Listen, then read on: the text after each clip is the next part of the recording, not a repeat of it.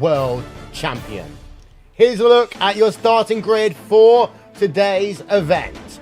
There you can see Ollie Packard, a qualifying time 1 minute 37.649. Martin Kroenke, 5/1000th of a second behind him. Gregor Hutu is in third. Marin Colak in fourth. P5 is Jody Tamala. Ilka Happala, Peter Berryman, Martin Piatella, and Antoine Heglin round out your top 10. We are almost ready to go racing here for the final round of the championship. Remember the statistic. All that Kroenke has to do is finish inside the top 14 and the championship will be his. So here we are, the talking stock for the final time this season. The drivers are lined up on that starting grid. The engines are revving. The 16th and final round of the championship is officially underway, and it's a good start there by Martin Kroenke all the way up to first place, maybe in towards turn number one. Hutu's going to try to go around the outside of Ollie Packard, and Martin Kroenke to the top of the timing stands there. Hutu into second. A slow start for Ollie Packard, a good start for Marin Colak. Do they all make it for the first couple of corners? We'll find out in a moment's time. The answer seems to be yes for the time being. But Martin Kroenke, what a start by him here today.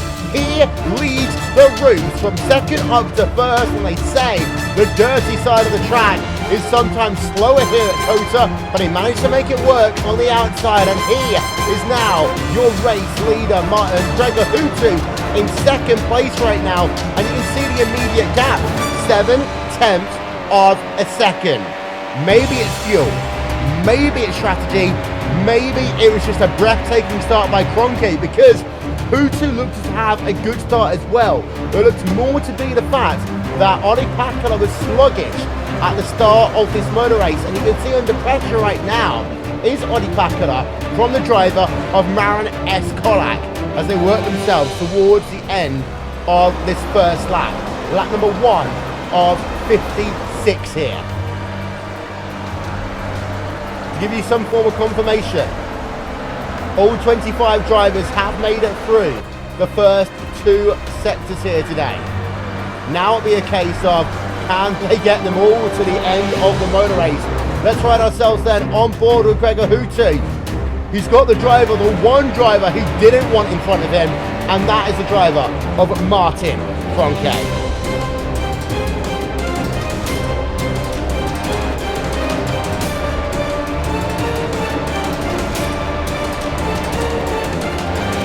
Get live timing and scoring up for you in just a couple of moments time. But out front then, you've got your top 5 of Kroenke, Hutu, Packard, Colak, and Jody Tamala.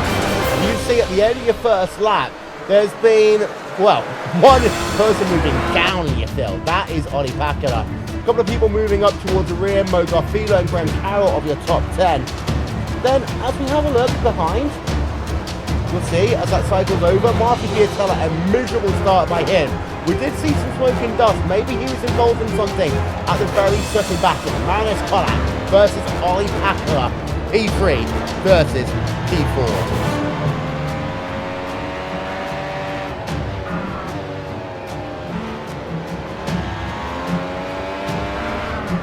Final corner then for Colak. This is turn number 20. Work yourself then up the hill. The gap between himself and Ollie Packard is 0.6 seconds, and actually Packard has now lost that DRS to Gregor Hutu, so he is under pressure now from the Orion Race Team machine. The number 67 car of Colak behind is Jody Tamala there. So we do have 4 different teams represented as it stands in our top 5 of the championship. Top 5 of this event so far. Tamala there in the NX Racing number 51 machine. Your corner. Well, there's almost a spin going wide, almost running over the DRS side. And you can see the guy just swamping around him as a consequence. Martin Piatella had a miserable start to this motor race. But of course, that slow entry speed confused Job a little bit and allowed Piatella to just get a better run through the corner, pick him off into 2, and dance away into the S. So Piatella's position, he's in third. Marin Colak, and also now Jody Tamala right up amongst it. We're trying to see if we can show you what happened down at the very start of this one.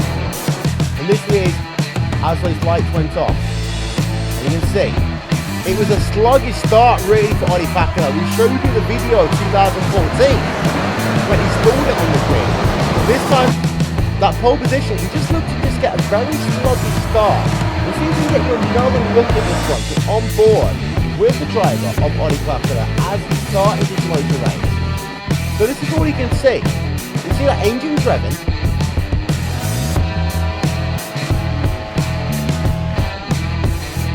He was just very slow there. That clutch bite was just horrible for him. Kroenkes already passing him towards turn number 1. As is Hutu, and he's very lucky in some ways that Marin Colak just didn't follow him along as well. So not a good start at all really for Ollie Packard, but it was a fantastic start for Martin Kroenke. Let's have a look from his perspective. Just breezing past that green Team Redline car. Then he has himself Hutu on the outside. For a moment that motor caused him just a little bit of a heartbeat raise. And then after that he's all okay. Now from on board with Hutu. He has to dance to the right hand side, try and thread the needle early. He gets a lot of wheel spin, but he's okay. Whilst Packard got himself off the gas quicker, Hutu just carried on plowing through it. It worked out for him up the hill. And then he just settles himself into a rhythm. Final look on board then with Marin Colak. I'll show you his start. He rolls it off nicely, and there's a perfect angle showing just how bad it was. You did see the flashing light. I'm wondering whether Hutu used that pit limiter to help him along the way there. That's an interesting one by Gregor Hutu, because you can just see that red flashing light. Maybe he's using that pit limiter just to help control that wheel spin just for a moment. Interesting flashing lights there. It's always interesting what these drivers will do to try and get themselves a competitive advantage. Unit Tamada in P number 5. We ride a couple of corners on board of him. Exit of the final corner. Past the start-finish line. Fantastic start for Martin Kroenke. Let's have a look from his perspective. Just breezing past that green Team Redline car. Then he has himself Hutu on the outside. For a moment that motor caused him just a little bit of a heartbeat raise. But then after that he's all okay. Now from on board with Gregor Hutu. He has to dance to the right hand side, try and thread the needle early. He gets a lot of wheel spin, but he's okay. Whilst Packard got himself off the gas quicker, Hutu just carried on plowing through it. It worked out for him up the hill. And then he just settles himself into a rhythm. Final look on board then with Marin Colak. I'll show you his start. He rolls it off nicely, and there's a perfect angle showing just how bad it was. You did see the flashing light. I'm wondering whether Hutu used that pit limiter to help him along the way there. That's an interesting one by Gregor Hutu, because you could just see that red flashing light. Maybe he was using that pit limiter just to help control that wheel spin just for a moment. Interesting flashing lights there. Always interesting what these drivers will do to try and get themselves a competitive advantage. Unit Tamada in P number 5. We ride a couple of corners on board of him. Exit of the final corner. Past the start for 15 of 56 laps scored complete here in the iRacing World Championship Grand Prix Series.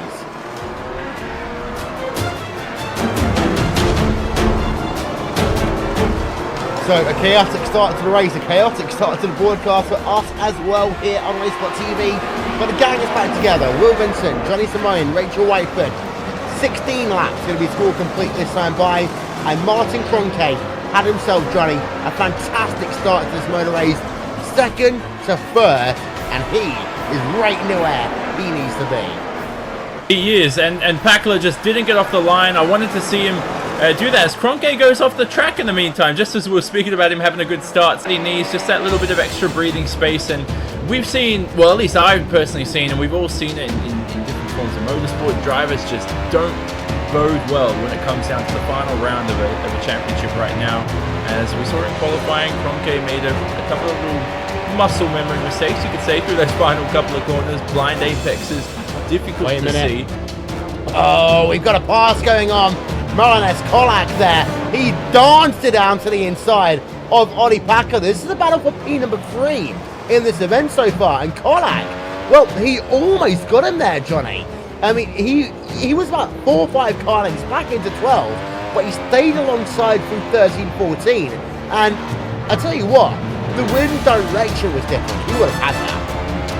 He would have, and it was so difficult because it seemed, or it was difficult for Pakala in terms of defending it, because it looked like Colak was too far behind.